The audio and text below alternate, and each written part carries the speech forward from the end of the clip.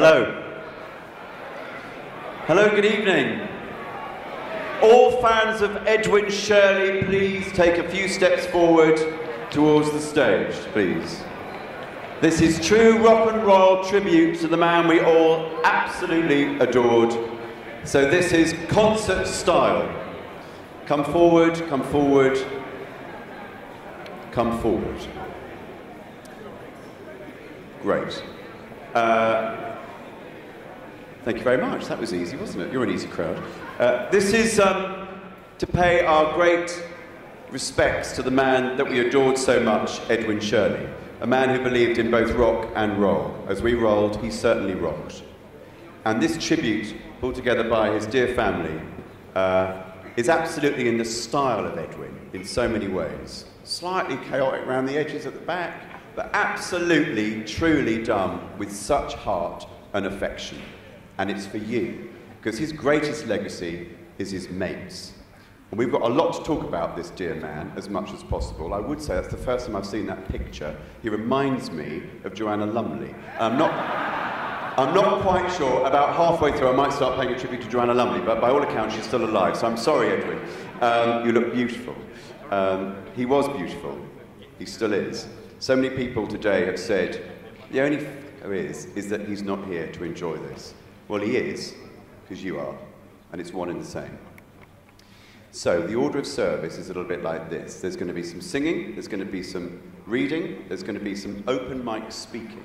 If you would like to say something, you'll have a tight slot, emphasise tight slot, Sid Higgins, at about 45 minutes, 50 minutes time. If you'd like to say something, come, stage left, which to you is over there, and we'll put your name on the list. You might get a chance, you might not. It's the way it goes. We're at the Roundhouse because it seems like the most perfect place to pay tribute to the man, because it's about concerts, it's about fantastic theatre, and there's a bar all the way around. And the bar is open until it isn't. And at which point, no doubt, we'll all end up in a pub further down the road. The Enterprise, in fact, which I know was a favourite haunt of Edwin's and family. And all of you. The National Youth Theatre, of which I'm very privileged to be the director of, was very close to his heart because it's where he met Diane. His family were there. They're all members. And he believed in young people so much. So a lot of people you're going to see on stage tonight are having their first break, their second break, apart from a couple that I think, you know, are doing okay, you might recognise. If you don't, just lie and say, yes, they were brilliant, weren't they? I loved them in the West End, they're marvellous. Essentially, we're here to entertain you. There's also an anecdote book. Please do write some anecdotes if you haven't already, which is outside. There'll be a camera after the show as well. Please do pay tribute, if you haven't managed to do it on stage, to camera for Edwin's family and all his friends as well. So, first up, we have the National Youth Theatre, some of them. One is 17, one absolutely isn't. He's the MD. But they've pulled together a little tribute, which thematically is placed as From ABBA to Zappa, which in fact is one of his great slogans for Edwin Shirley Truckham. So we thought we'd do a little medley of 3 or 4 tracks that you might familiarise yourself with, know, and please do dance and scream and yell in a positive way.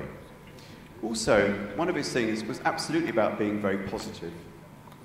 And in a way, I think this is a great spirit for all of us to say that actually, his spirit lives on in so many ways. Anything is possible was his motto. Edwin Shirley Productions, as Emma rightly said, is back. Anything is possible. Enjoy. Thank you. See you in a bit. The National Youth Theatre.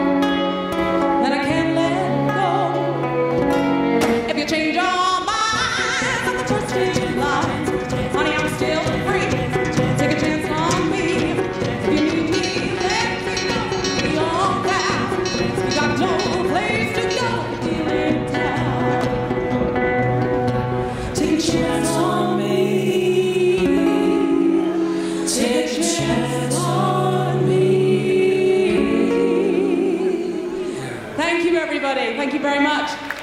Thank you. We are the National Youth Theatre, or representatives of the National Youth Theatre of Great Britain, and we are very, very privileged to be here singing today. I have a personal connection to be here today. My dad, Kevin, was in the National Youth Theatre in the 1960s, and he was in a production of Twelfth Night with Edwin, so it's lovely for me to make that personal connection. So here we are. From one incredible man to another, Ziggy himself. Let's go.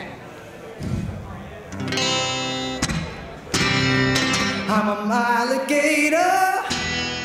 I'm a mama, papa rocking for you. A space invader. No bitch for you. Keep your mouth shut. I'm a rocket that needle all night. I'm a space invader, and I'm gonna be here all night. 2, 3, keep your record on me, babe. Put your ring up to my head. Press your space close to mine, love.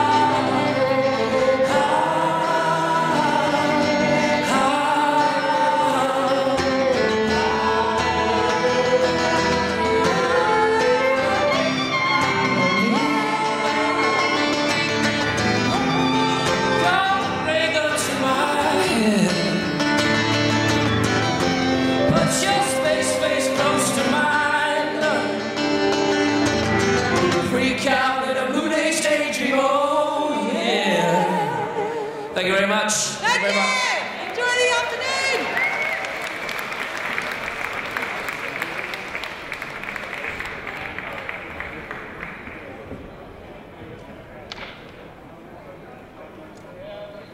Hello, I'm Edwin's son, Raph.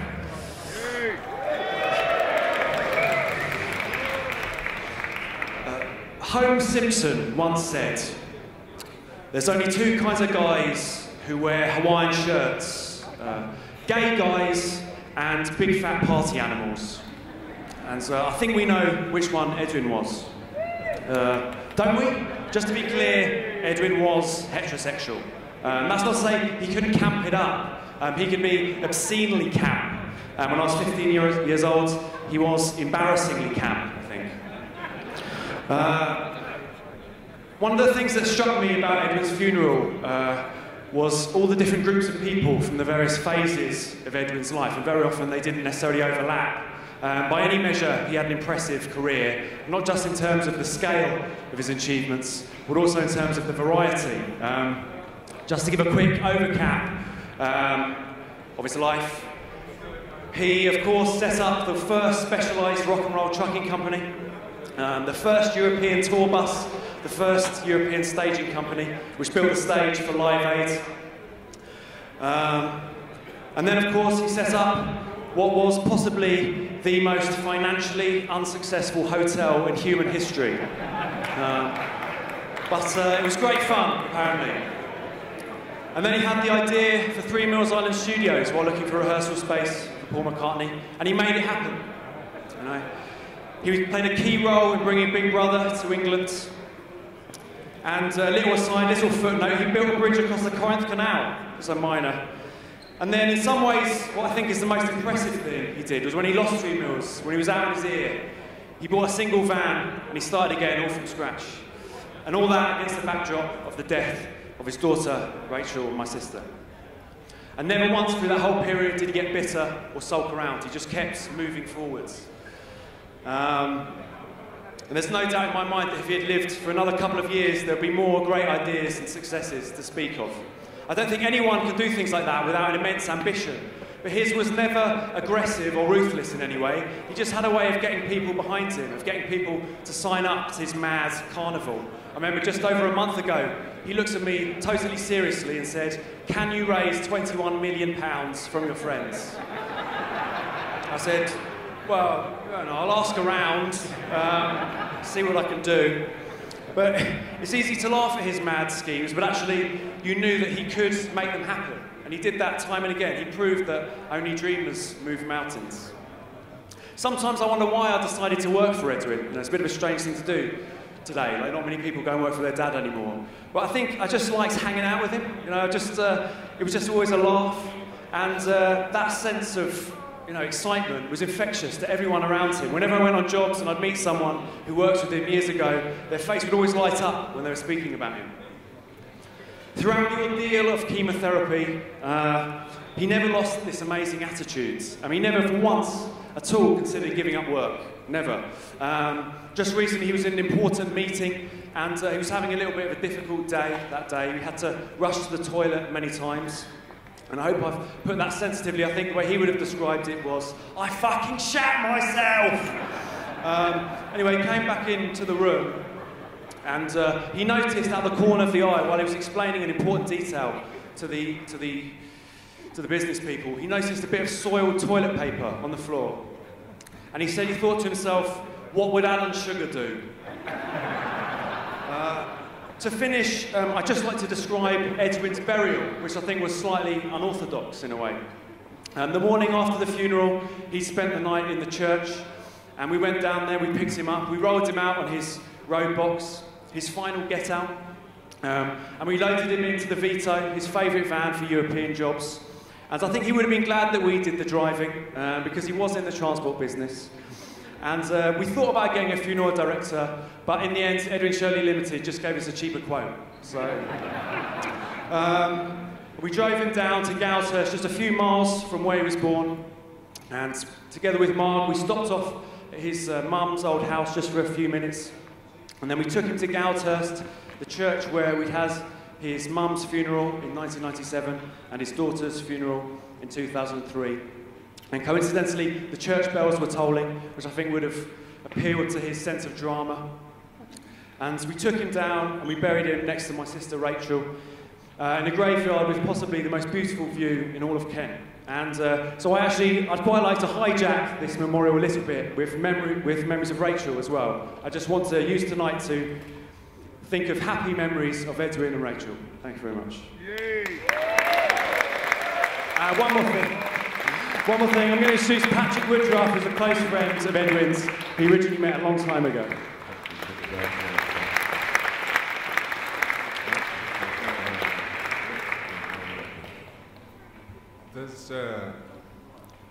There's a very good reason why a memorial service takes place some time after the chief protagonist has left the party and the guest of honour is no longer with us.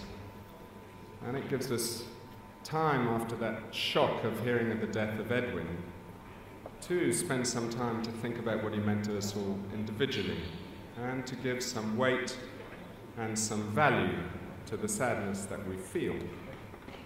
And as I've thought of Edwin over these last few weeks, as we all have, the overriding image I have of him is of that huge, great, warm, inviting smile.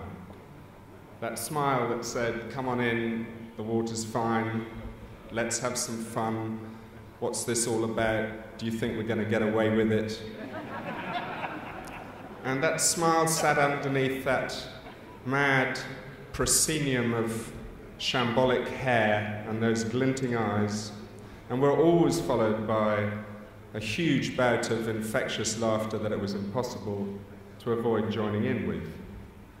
The rest of my memories of the individual experiences with Edwin tend to blur into some sort of fog, which is probably not such a bad thing.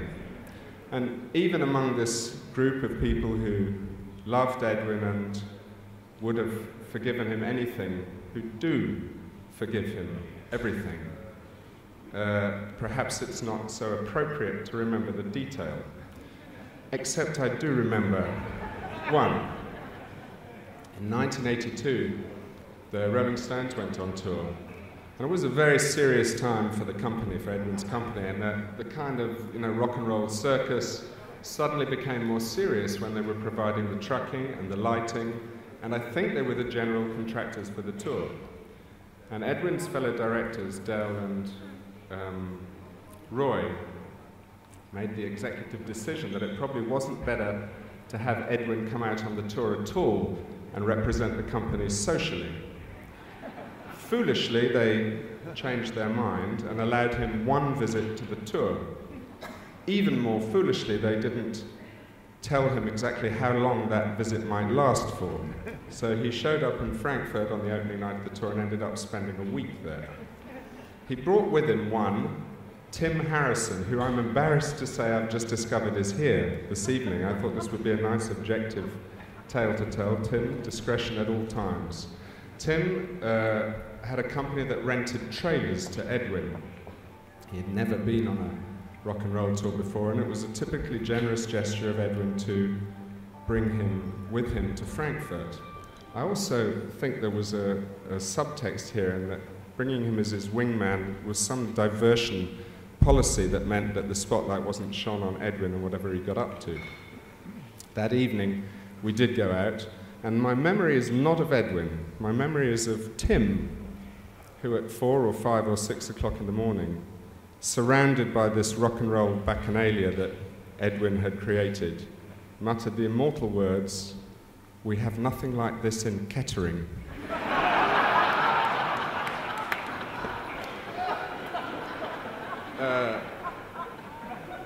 This is an individual memory, but there's a collective memory, which is why we're all here together today. And as we look around and as we celebrate Edwin's life, I think we also celebrate our own. Because this group of people here in this room were so important to the beginning of rock and roll and what it meant and how it went on and spawned so many other forms of entertainment. And we've lost a few good ones on the way, but Edwin was the latest and maybe the greatest, but we're still all friends, and everything that we did those 40 years ago is still terribly important to this day. And it may be that as Edwin is not with us today, in spirit clearly he is, God bless him, but if part of his last will and testament was that he was to bring all of us together today to share this time with him, then that's a pretty good legacy, and so typical of Edwin, who we loved. Thank you.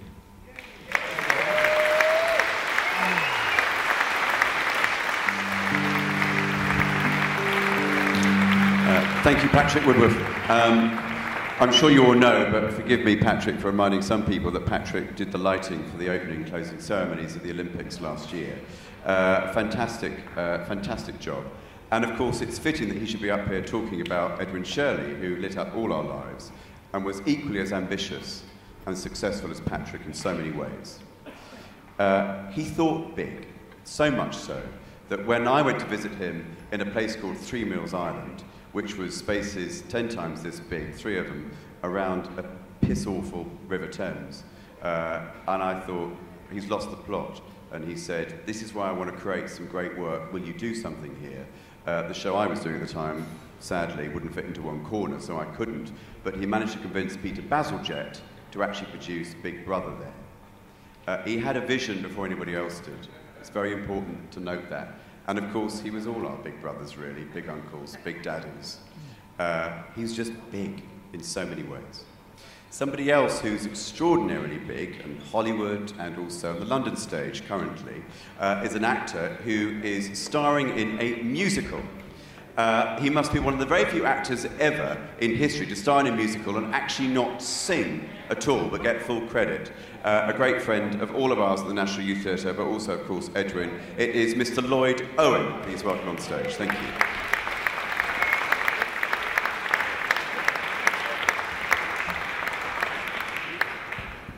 I'm going to read a bit of Prospero from The Tempest just now, but I wanted to say from my perspective, my family, my sister Kathy and my mother Patricia, Edwin was a very strong and important part of our family growing up through the youth theatre. He was incredibly helpful to my mother when she moved home. Edwin Shirley trucking came down Laurier Road and took everything away. It was amazing. There was a leak in the canister that he put all the furniture in, but that was another story. But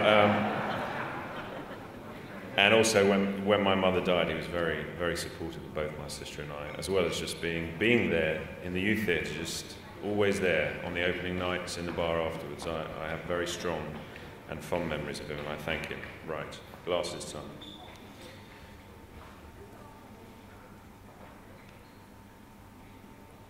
You do look, my son, in a moved sort, as if you were dismayed. Be cheerful, sir. Our revels now are ended. These our actors, as I foretold you, were all spirits, and are melted into air, into thin air. And like the baseless fabric of this vision, the cloud-capped towers, the gorgeous palaces, the solemn temples, the great globe itself, ye all which it inherit shall dissolve, and like this insubstantial pageant faded, leave not a rack behind. We are such stuff as dreams are made of, and our little life is rounded with a sleep.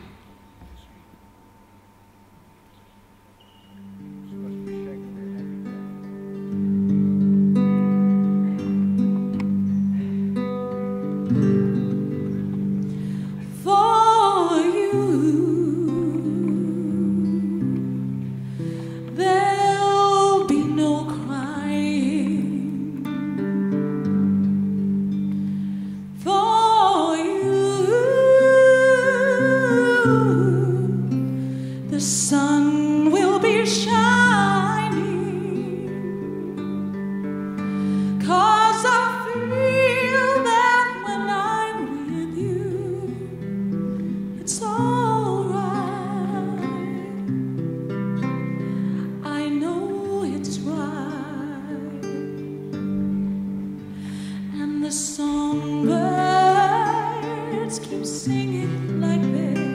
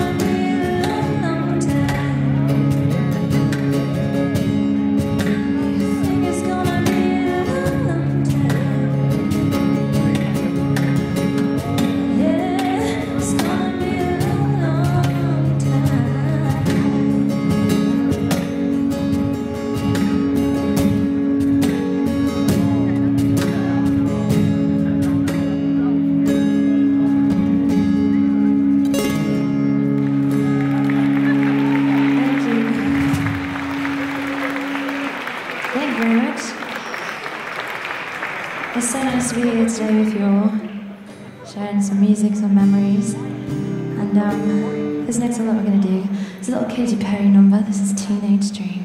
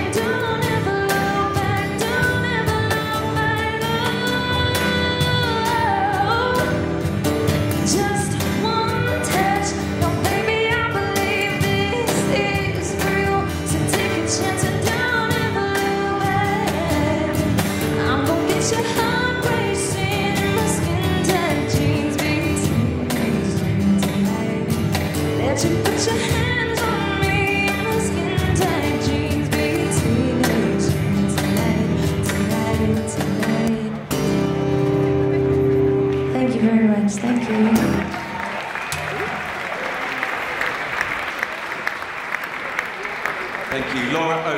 Laura Oakes and Luke Barrett. Luke Barrett on cajon, Laura Oakes on guitar and vocals. Fantastic. Laura you may recognise from the BBC's talent show called The Voice. She's one of the stars of that. Fantastic work.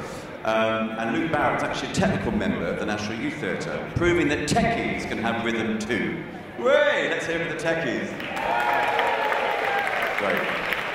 And just before that, of course, we have Tamsin and Tris up there in the goals. The voice, Edwin's voice was even louder than his shirts, which is saying something, let's face it. He absolutely believed in young people and apprenticeships. Edwin's been there for me in so many years. He moved me and James to our latest home, and when Edwin managed to get, well, he called me and said, "The good news is the furniture's in the van. The bad news is the fucking keys are in the van and the van is locked." Which I just laughed like you and thought, that's so typical Edwin. And why? It wasn't Edwin's fault. It was a young apprentice he was giving a break to. He actually starred with a great actress in the National Youth Theatre called The Apprentices. Paula Wilcox, you'll know and love, a great friend of the organisation as well, and is here to say a few words and do a reading. Please welcome Paula Wilcox.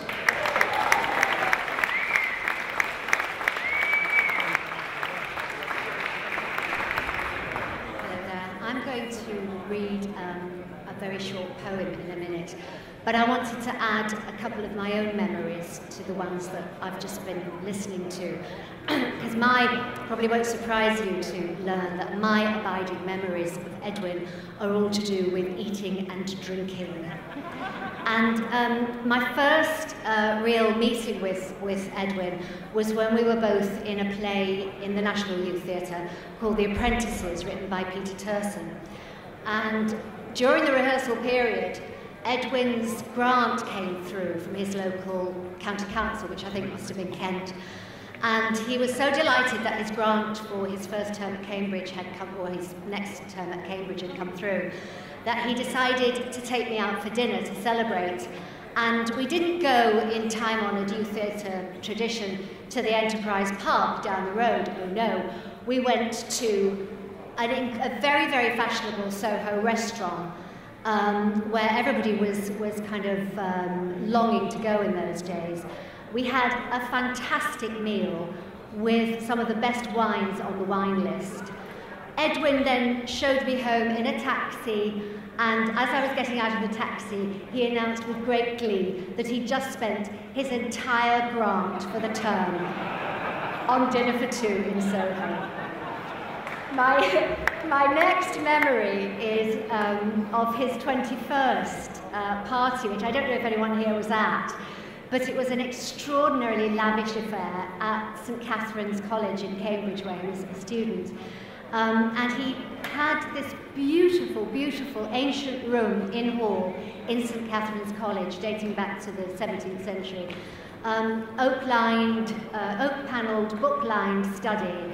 And I think all the furniture had been either moved to one side or removed from the room in order to accommodate a giant oak dining table. I think probably about 16 or 20 of us were around this table for dinner with Edwin to celebrate his 21st birthday. And we had the most lavish meal you can imagine. We started with cocktails when we arrived.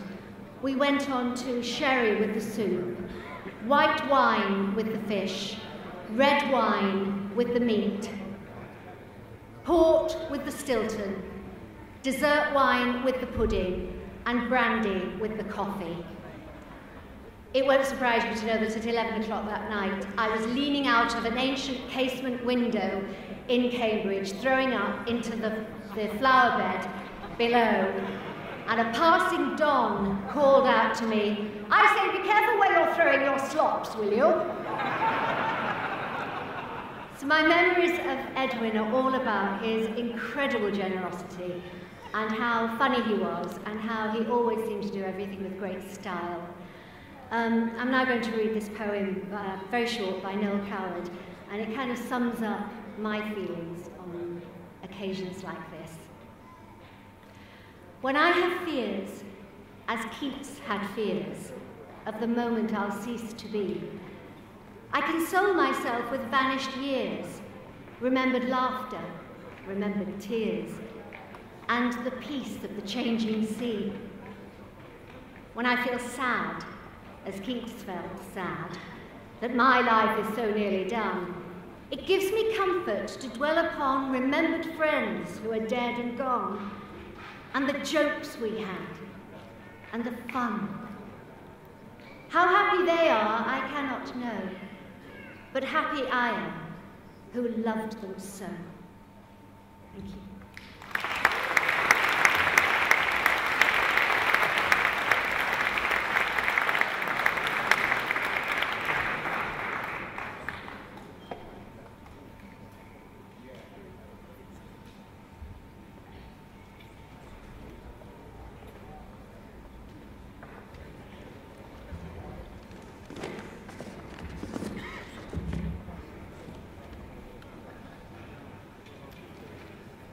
Hello. Not many of you all know me. I'd like to think I'm a good friend, or was a good friend of Edwin's. I'm probably from a part of his life that you don't know much about, and that's his farming part of his life. For many of you here today, I'd like to just talk briefly. I'm not going to talk too long because I'm not from an acting background or anything like that. So I'd just like to talk briefly about my association with Edwin. But really, the main theme of what I'd like to talk about is opportunity, because Edwin gave me and my wife and family an opportunity that was absolutely, we're eternally grateful for. And I'm sure that many people here, whatever walk of life you're from, whether you're from the film or the theatre or the trucking or just happen to have met him in the street, you'll have all benefited from an opportunity that Edwin has sort of put your way. We've benefited massively knowing Edwin. He was always enthusiastic about what we did, sometimes bordering on chaotic. He was an excellent soundboard, always extremely supportive in what we did, and quick to point out the relevant points. He picked out relevant points and made key decisions very quickly.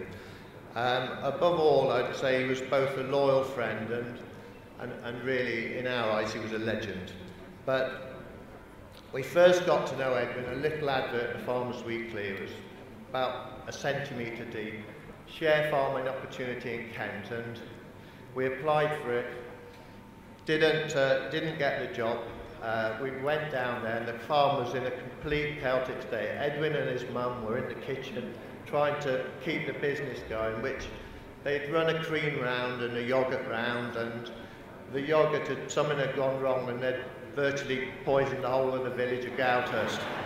So Edwin, not one to sort of give in lightly, was there with his mum, and they were sort of trying to pick things up, keep it going in the back kitchen of the farm. The farm was always something that to Edwin was very, he was very sentimental. It was very close to his heart.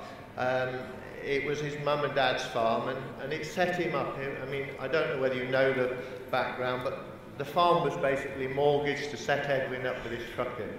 So we go back to about, I think it was October '86 when we first met Edwin. This little advert in the paper, and we went down and they were potting cream up, and he said, normal Edwin style was, have a look round, and we were sort of 5 yards behind him, and he was giving us a chaotic look round, just like you'd have a look round the film studios, or you'd look round anywhere with Edwin. You'd hear him coming, then you'd see him, and then you'd be 5 yards behind him, and you'd be following him round. And no matter where he was, that was Edwin. He sort of worked at that pace. But we didn't get offered the job. He said we would get a second interview, and we didn't get it. So fate took a chance. My wife wrote a letter and said, very disappointed not to get a second interview. I understand you've appointed someone, but should anything ever happen, please get in touch. Anyway, within 3 months, the person he took on, he wasn't always a good judge of character, but the first person he took on was put in jail for 4 years. So we were lucky. He put the letter in his drawer in West Ham, got the letter out, phones up, when can you start? And at the time we weren't married. Anyway, we've been through a farming journey with Edwin, and not many of you'll know that we've actually, Edwin was pioneering rock and roll trucking, many other things, pioneering. I believe his mum said he was the first person to sign a contract by fax. So he was sort of quite innovative, but he was also the first person to farm buffalo commercially in Wales. So we set up a farm. We ran the farm for him in Kent, and it was a journey that when we met him, he said to us, right, we're going to be on a share farming deal. And it was literally a handshake, and it was, I'll pay you so much, first 5,000 of any profit of yours, and we'll split it after that. And he was true to his word. He never took his profit, we never took ours, and we never argued about money. Edwin was not, it was said at his funeral, and I'll say it again today, Edwin was not about money. He was all about giving people opportunity. So we progressed from there. He said that the catch to what he said to us, though, about the profit share, is he then said, the farm's never made a profit. So, first year we still made a loss. After that we turned it round. We took the farm on to a point where 7 years later we thought we'd done as much as we could with the farm. It was in profit, but we were sort of hemmed in by a very busy road and size and stuff. And we said to Edwin, can we sell the farm and move it somewhere else? And that to Edwin was a major thing. He was, you know, the farm was very much part of him, part of his life. He came down there, he took it, all he took out of it really was milk and cream for himself and his mum. He was so close to his mum, and you know, to know Edwin, you've really got to know his mum. But I go back to that, even when we said, look, we want to move on, Edwin, and he'd given us an opportunity there that we would never have had anywhere else.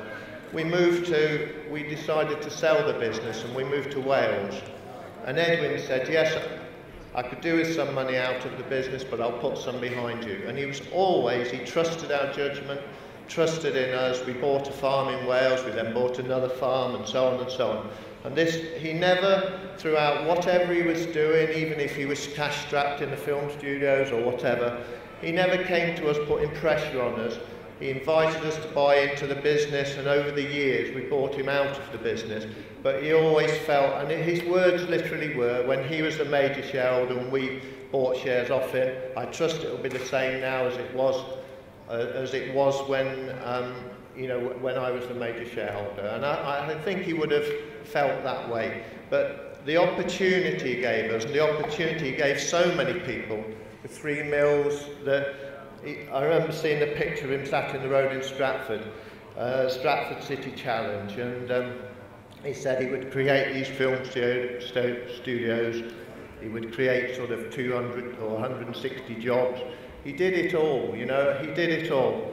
And he was a man of extremely principled, and his morals, he would stick with them. I mean, he had his ups. Trucking company was, you know, obviously a massive success, and the film studios was a massive success. It was only spoilt by corporate greed and nothing else. And, you know, I think everyone should well, I'm sure everyone here recognises that the enterprise Edwin put into that film studios, it would never have happened under any other sort of organisation. It needed someone with his enthusiasm and drive. So that was, these are my notes. I'm not reading them at all. I'm making it up as I go along. So,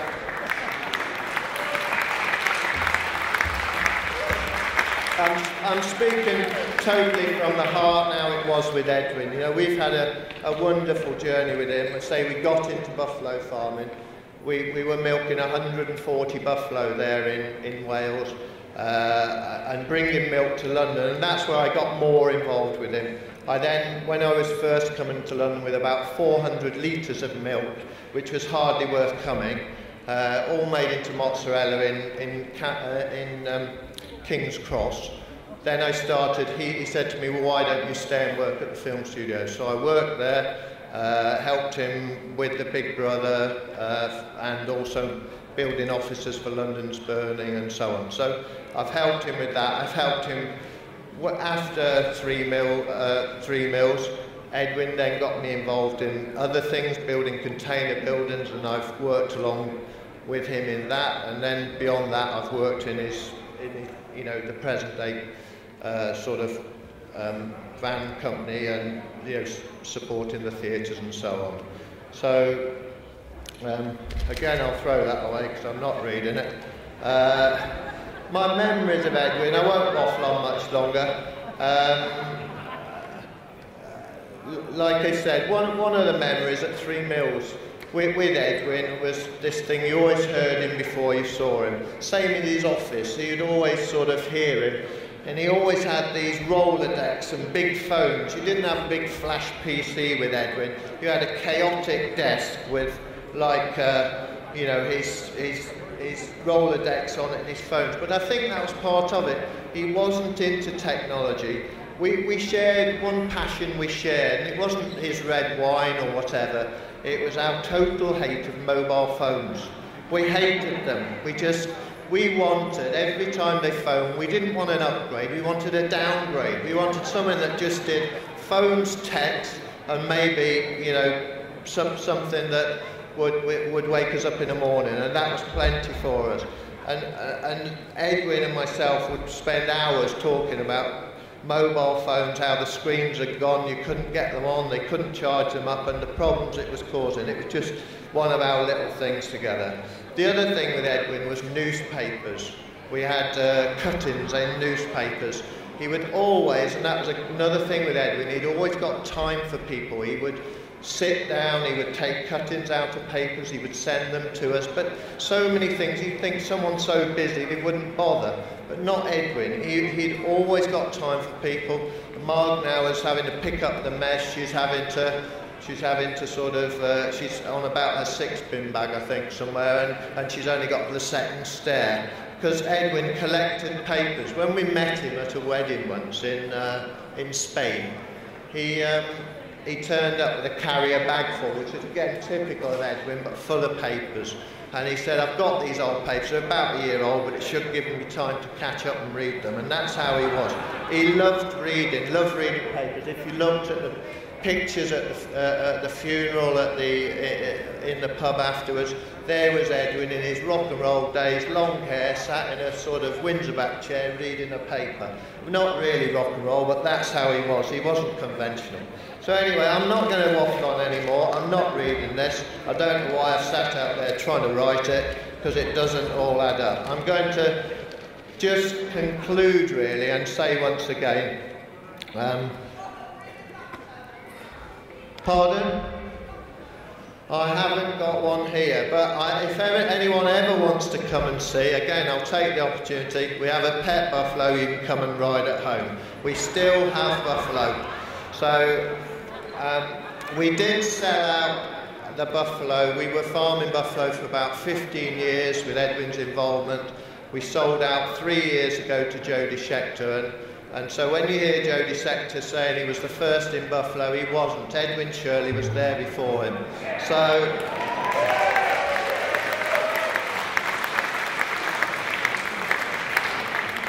my conclusion now is basically, I think Edwin, you can see from my passion and my love of the man, he shaped our life more than anyone else, particularly our working life.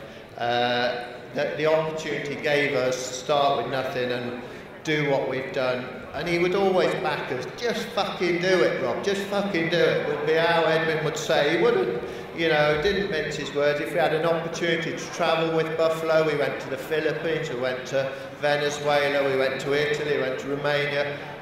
He would always encourage us to do it. He loved travelling, and so do we, and that's how it was. So, but anyway, as a final thing, I can't sing as a tribute to him. So what I've done, I've brought along my daughter's friend. I'm not going to sing. I'd embarrass myself more than I already have done. So I brought along my daughter's friend, who is a very good singer. She's going to sing a couple. She's sat here. She's probably getting bored as well, like all of you. So she's going to sing a couple of songs from myself and Alison to Edwin, really. She's currently unsigned. She has back Wheel Young on tour, so she's not a complete newcomer to the business. Although we live in deepest, darkest Wales, she has seen a bit of the world. So she's currently unsigned and singing from her new CD, Mountain Echo. So there you go.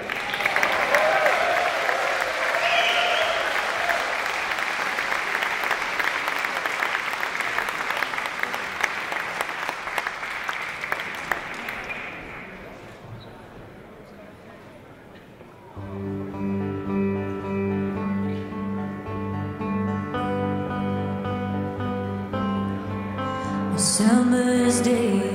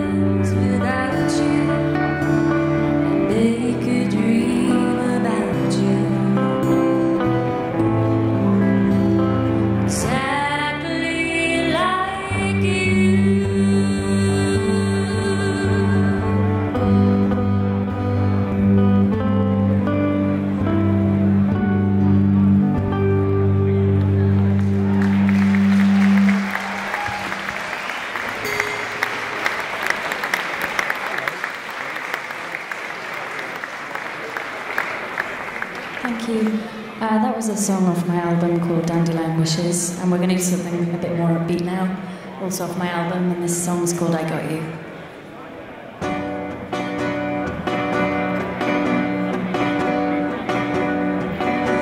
If there's no tomorrow, there ain't no day. No waking sunrise, no sunset at the end of the day. Well, I don't mind, no, I don't mind, so one thing's fine. If I was made homeless, living on the street, was getting for money for the rest of the week, well, I don't mind, no, I don't mind, 'cause one thing's fine.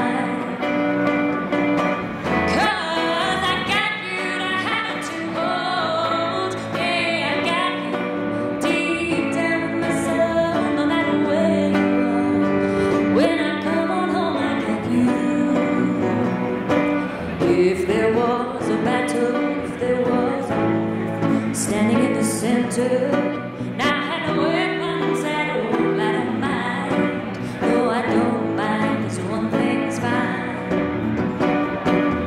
'Cause I got you to have to hold, yeah, I got you deep down in my soul, no matter where you are, when I come on home I get you.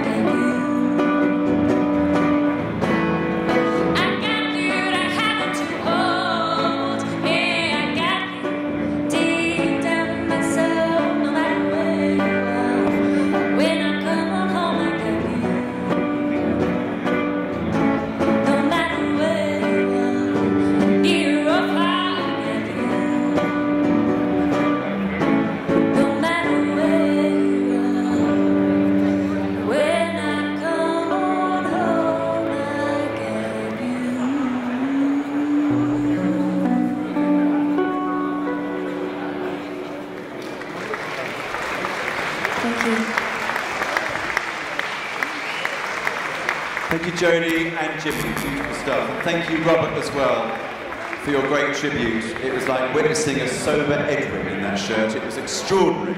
Thank you.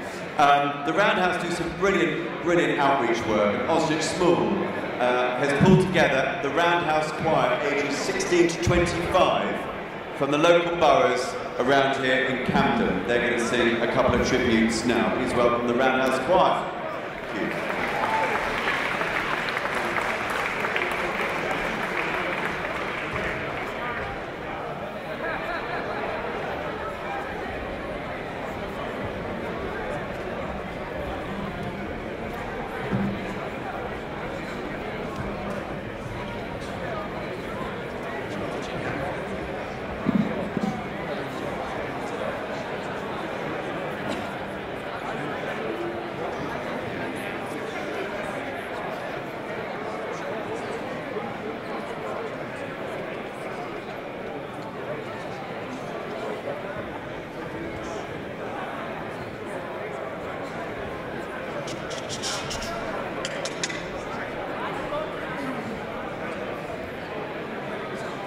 As I went down in the river to pray, studying about that good old way, and you shall wear the starry crown, good Lord, show me the way. Oh, sisters, let's go down, come on down. Oh, sisters, let's go down.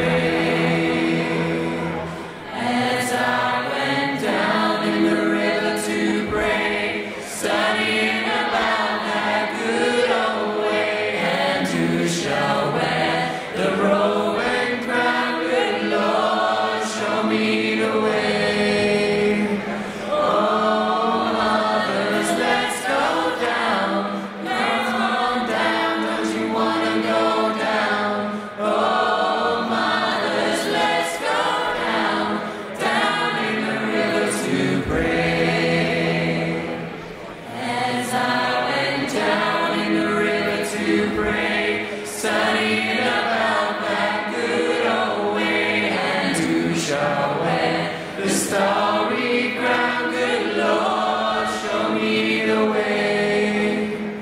Oh, sinners, let's go down, come on down. Oh, sinners, let's go down in the river to pray.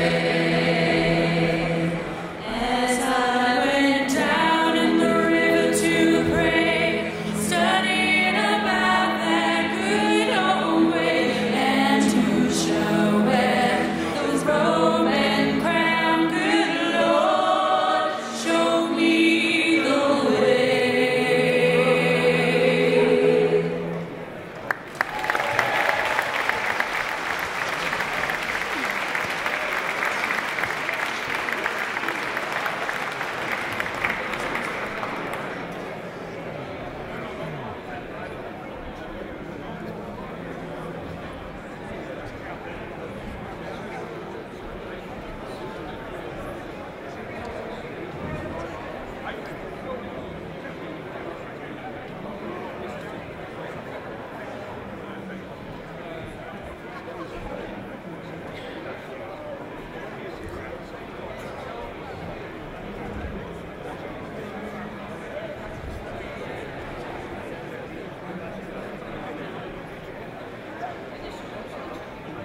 Tonight, I'm gonna have myself a real good time.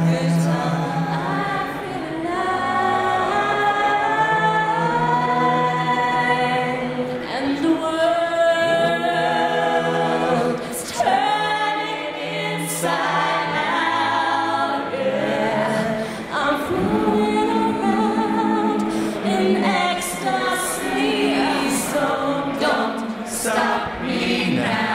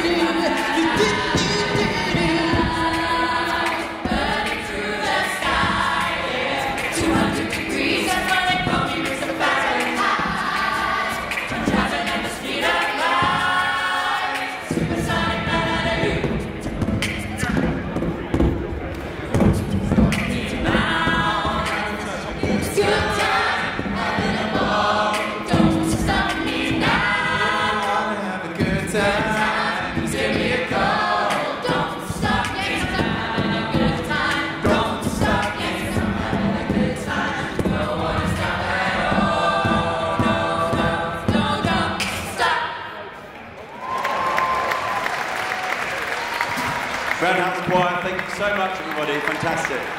Thank you. Well done. Thanks, Osnet. Brilliant. This is now a little unrehearsed, trust me, open mic. We'd like to welcome Jim Barclay, great friend, and you, obviously, Edwin, during the National Youth Theatre Days is coming on stage. We've got another open mic session, then a collective sing-along, which means all of you from the bar will have to come down towards here, these barriers, and sing with us. Please, Jim, take the podium. And then we'll have the Ray Gelato Band. Thank you, Jim. Okay, thank you very much, ladies and gentlemen.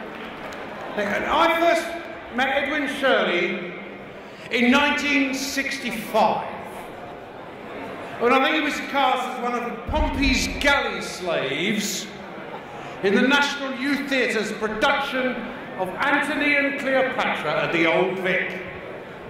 Now, he was immediately popular.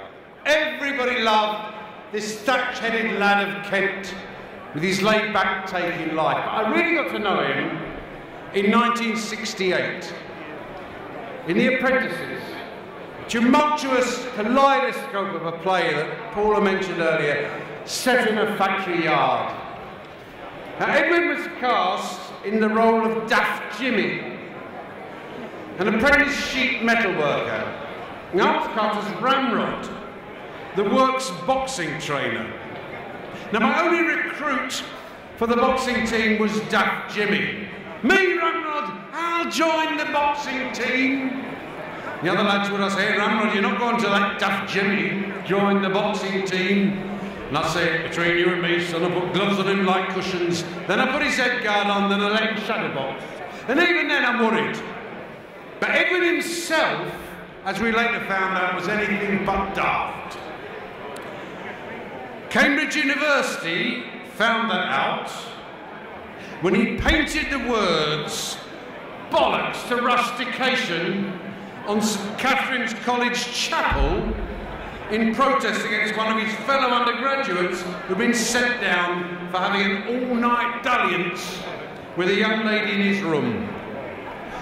To this day, the Cambridge authorities do not know who was responsible for this desecration. Now, after Cambridge, Edwin was like a member of the cast of Star Trek, boldly going where no man has gone before. With Edwin, anything was possible. Only Edwin had the temerity at the age of 23 to walk into a bank manager's office and say, I have contracts to transport the Pink Floyd to Berlin, the Rolling Stones to Istanbul, and the Who to Madrid. This cannot be done with the second-hand bread van I currently own, which I use to transport the belongings of the student population of London from flat to flat at £10 a time. I need to buy 10 Volvo articulated lorries. Lend me the money. Edwin was the original entrepreneurial polymath, a Leonardo da Vinci of the business world. Edwin Shirley Trucking. You rock, we roll. Edwin became the Norbert Dentressangle of the pop music industry, the Eddie Stobart of the troubadours of the 70s. And my favourite Edwin story, Shirley, occurred when the National Youth Theatre were performing Zigga Zagga in 1968 in what was then West Berlin. I told Edwin I got the east through Checkpoint Charlie. Edwin thought this is a great idea, so we set off on the S-Bahn into darkest East Berlin. Edwin's fluent German, asking our way through the unkempt streets with names like Friedrich Engels Platz, Yuri Gagarin Strasse. We had an excellent meal and then set off back to West Berlin for the evening performance in the Academy der Kunst in West Berlin.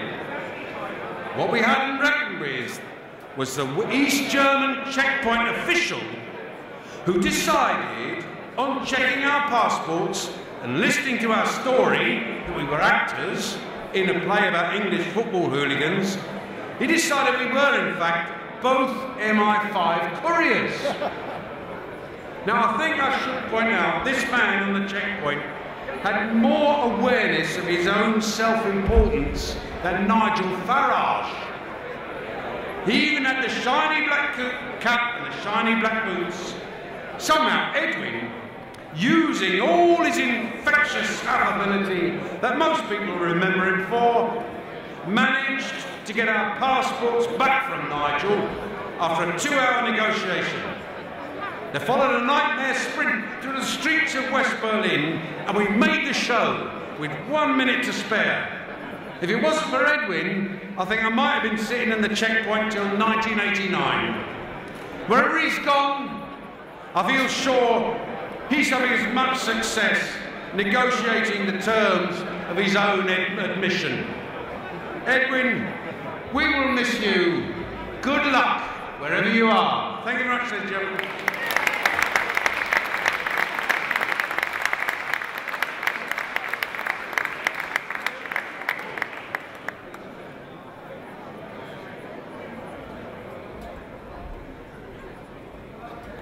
Hello, I'm Chris Parker. I will be brief, which is probably the first time ever. I was 17, I'd had 35 jobs. My friends in Orpington persuaded me, much against my desires, to approach Edwin Shirley Trucking for a job as a truck driver. I said, don't be silly, why would I want to work with people like them? Probably not grammatically correct. They forced me in the end to go. I went, and after a very brief interview and insurance assessment, I was told, fully acceptable, you are a PLU, people like us. I felt pretty small then. 35 years later, the road Edwin put me on, which I was very reluctant for, I'm still on. I'm very grateful and very happy. Edwin, bless you. That's it. Bye-bye.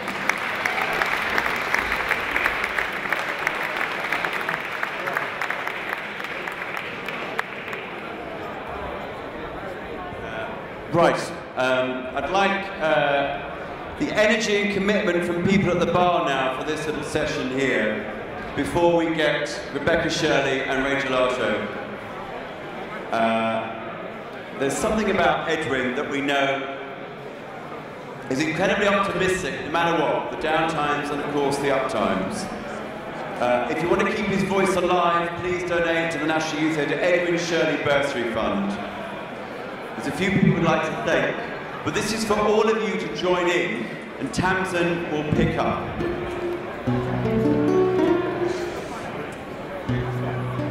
I just say, I'm not going to talk much, but just to thank Edwin for giving people opportunities. This is Kyle's first gig, so, you know, not bad. and we did most of the rehearsal in the car park today, so not only is it his first gig, it's his first gig with no rehearsal, so it's pretty good at the Roundhouse. Thank you so much. Some things in life are bad. They can really make you mad. Other things just make you swear and curse. When you're chewing on life's gristle, don't grumble, give a whistle. Come on. Thank you very much. And this'll help things turn out for the best. And always look on the bright side of life. Always look on the bright side of life. If life feels jolly rotten, there's something you forgot. And that's to smile along, dance and sing. If you're feeling in the dumps, don't be silly chumps. Just purse your lips and whistle. It's the thing. And always look on the bright side of life.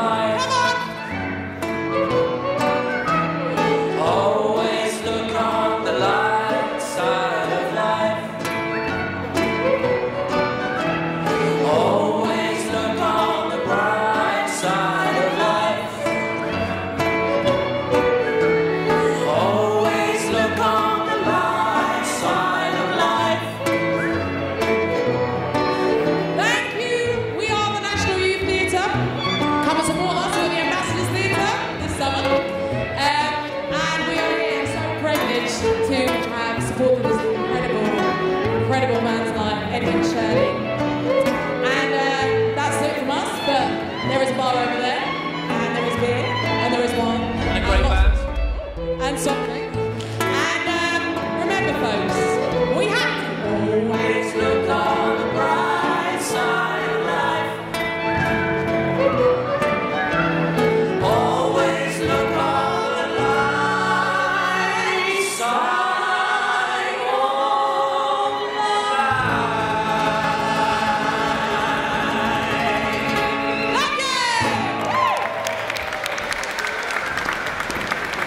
Thank you, guys. I do the lectern for once. Thank yous. What a great motto to almost end before we begin again with Rebecca Shirley coming up on stage. I'd like to thank the Roundhouse, John McKinnon, White Light, Brick Row, Simon Byford, the Brick Row team, of course, Steve Wall, Jerry and Elaine, Rob Halliday, Aka Jean and Ross, NYT volunteers, all those who you have seen on stage. Students from Lambda, the technical side of Lambda, Babs, Dave and David, John Cadbury and DRG.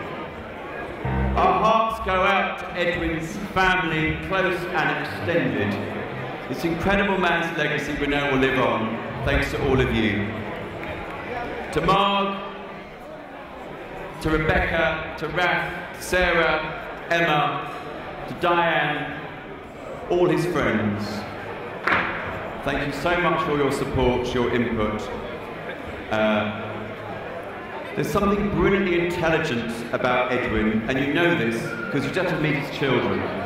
Please welcome Rebecca Shirley. We love you. Thank you. Thank you very much. And thank you very much, everyone, for coming today. It's been a lovely event, and thank you to the National Youth Theatre and to Robert and to everybody else. And I just really wanted to introduce the band because Edwin loved the saxophone. He was very hopeful that I would become a saxophonist, but the next best thing, I married one, and he was a big supporter of Ray Gelato and his Giants. Travelled to see them in Modena. Was very pleased that he had the same dinner that they had at the jazz club. Also travelled to Marciac, where I was privileged to join them backstage for their dinner before the show, and saw them a number of times in London. He was actually really very much hoping to see Ray Gelato and his Giants at Ronnie Scott's next week, and unfortunately was not able to make it, but I'm so pleased that they're able to play tonight. So I would like to welcome Ray Gelato and his Giants.